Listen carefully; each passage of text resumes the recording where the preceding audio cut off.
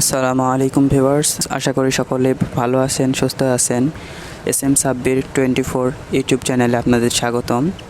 আজকের ভিডিওর বিষয়টি হলো ফটো এডিট নিয়ে। আমরা অনেক সময় অনেকে আমাদের ছবিগুলা বা বিভিন্ন পিকচার যেগুলো আছে এগুলা গোল শেপের মধ্যে নিতে পছন্দ করি। আসলে ঠিক এরকম শেপের মধ্যে নিতে পছন্দ করি বা এগুলো অনেক সময় কাজে লাগে, আমাদের বিভিন্ন কাজে লাগে। তো এইভাবে গোল শেপের মধ্যে কিভাবে ফটো এডিট করব মোবাইল দিয়ে, এটাই আজকে আপনাদের মাঝে আমি দেখাবো। তো এটা অনেকে যাদের কম্পিউটার আছে তারা কম্পিউটার দিয়ে অনেক ভালো করতে পারে, হয়তো বা যারা ফটো শপের কাজ জানে তাদের কাছে এটা করা কোনো ব্যাপার না। আপনারা যদি কম্পিউটারে এটা দেখতে চান কিভাবে করতে হবে, তাও আমি দেখিয়ে দিব। আপনারা আমাকে কমেন্টে জানাবেন যে এটা কম্পিউটার ভার্সন, তাহলে আমি কম্পিউটারে এটা কিভাবে করে তাও দেখিয়ে দিব। তো আজকে আমরা মোবাইল দিয়ে দেখি মোবাইল দিয়ে এটা কিভাবে করে। তো তার কারণ আমাদের অনেকেই বেশিরভাগই মোবাইল ইউজ করি, তো মোবাইল দিয়ে কীভাবে করতে হয় এটা আজকে আমরা শিখব। তো এই ফটো এইটা এডিটের জন্য মোবাইলে সবচাইতে ভালো বেশি ইউজ হয় আর কি, সবচেয়ে বেশি ইউজ করে যে সফটওয়্যারটা আছে বা যে অ্যাপ্লিকেশনটা আছে সেটা হলো পিক্সার্ট। এটার সাথে অনেকেই পরিচিত, অনেকে হয়তো এটা দিয়ে কাজ করেন বা অনেকের জানা আছে। তো যারা জানেন না তারা আমার ভিডিওটি কন্টিনিউ করতে থাকুন এবং দেখতে থাকুন। আশা করি অনেক কিছু বুঝতে পারবেন, ভিডিও থেকে অনেক কিছু আপনাদের উপকারী অনেক তথ্য পাবেন। তো এই পিকচার্ট অ্যাপ্লিকেশনটা নেট কানেকশন থাকলে ভালো কাজ করে। তো অলরেডি আমার নেট কানেকশন দেওয়া আছে। আপনাদের যাদের ফোনে যখন কাজ করবেন তখন নেট কানেকশনটা অন করে রাখবেন, অন করে নেবেন এবং পিকচার্ট অ্যাপ্লিকেশনে প্রবেশ করলাম আমরা। এখন এখানে দেখুন প্লাস যে চিহ্নটা আছে ওখানে ক্লিক করি। এখন এখান থেকে আমি একটা ফটো চয়েস করে নেব, যে কোনো একটা ফটো নিতে পারি, আপনাদের যেটা করি সেটা নিতে পারেন, সমস্যা নাই। আমি এই ফটোটা নিলাম। তো এখন এখানে নিচের দিকে লক্ষ্য করুন, নিচের দিকে অনেকগুলো লেয়ার আছে। এটা বাম পাশে এইভাবে সরাতে থাকলে আস্তে আস্তে সরবেন, বুঝতে পারবেন। তো অনেকে এটা মনে করতে পারেন আসলে যে ক্রপ করলে হয়ে যাবে, যে ক্রপ টুল আছে এখান থেকে যে ক্রপ করলে হয়ে যাবে, কিন্তু আসলে না, এটা ক্রপ করলে ওভাবে হবে না। তো এর জন্য এইভাবে বাম পাশে সরাইতে থাকবেন, নিচের লেয়ারগুলো সরাইতে থাকবেন। তারপর এখানে দেখবেন যে শেপ মার্কস নামে একটা অপশান আছে, শেপ মার্কসকে ক্লিক করবেন এবং দেখুন এখানে কিন্তু অলরেডি যে বৃত্তাকার একটা শেপ ধারণ হয়েছে, বৃত্তাকার একটা শেপের মধ্যে আসছে। তো এটার পাশ দিয়ে তো আবছা মানে দেখা যায়। এটা কি জন্য কি করবেন, অপাসিটি আছে, অপাসিটি ফুল করে দেন একেবারে 100, অপাসিটিটা 100।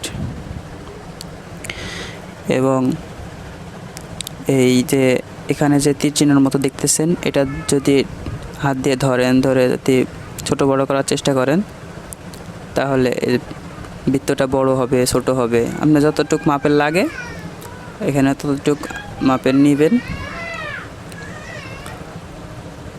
ব্যাস। তারপরে এটা আপনার যেখানে লাগে বৃত্তটার উপরে হাত রেখে এইভাবে ঘোরাইতে লাগলে যেখানে খুশি সেখানে নিতে পারবেন।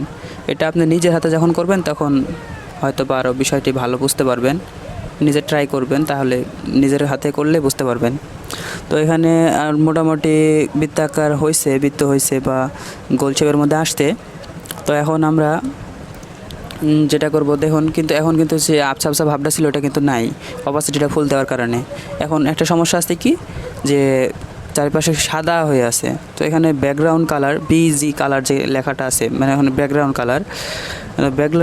কালারটা এখন আপনি ওখানে ব্যাকগ্রাউন্ড কালারে ক্লিক করার পর এখানে আমি কালো করে দিই, আপনারাও কালো করে দিবেন। ব্ল্যাক কালারটা করলে বুঝতে পারবেন যে আসলে এই সাদা ভাবটা থাকবে না। দেখুন চলে গেছে। তো এখন এই ছবিটা আপনি এখান থেকে বিভিন্ন জায়গায় নিতে পারেন, যেখানে খুশি। তো আমি এখানে রাখলাম। তো এইভাবে বৃত্ত হয়ে গেল। এখন এই ছবিটার মোটামুটি কাজ হয়ে গেছে। তো এটা এখন সেভ করতে হলে উপরে টিক চিহ্ন আছে, টিক চিহ্নতে ক্লিক করি। এটা কিন্তু আরও অন্যান্য শেপের মধ্যে আপনি নিতে পারেন, বিভিন্ন শেপের মধ্যে নিতে পারেন। ওটা আজকে আর দেখালাম না, ওটা পরবর্তী ভিডিওতে দেখাবো ইনশাল্লাহ। যদি আপনারা দেখতে চান তাহলে অনেক শেপের মধ্যে আপনি নিতে পারেন আপনার ইচ্ছা মতো। তো এখন এটা হয়ে গেছে। এখন সেভ করার জন্য ওই যে রাইট সাইডে দেখুন তীর চিহ্ন দেওয়া আছে, ওখানে ক্লিক করুন। হ্যাঁ, তারপরে এখান থেকে সেভ অলরেডি সেভ হয়ে গেছে। এখন এখান থেকে আপনি গ্যালারি সিলেক্ট করে যদি ডান করেন তাহলে দেখবেন যে ডাবল সেভ হয়ে গেছে। তো অলরেডি আমাদের ফটো কাজ শেষ। এখন ফটোটা কোথায় সেভ হলো সেটা দেখে আসি। তো এটা সেভ হয়েছে অবশ্যই ফাইলে সেভ হবে। ফাইল ম্যানেজার বা গ্যালারিতে চলে যাবেন। যাওয়ার পরে ফটোস থেকে পিকচার্ট থেকে এই যে দেখুন আজকে আমরা এই ছবিটার কাজ করলাম।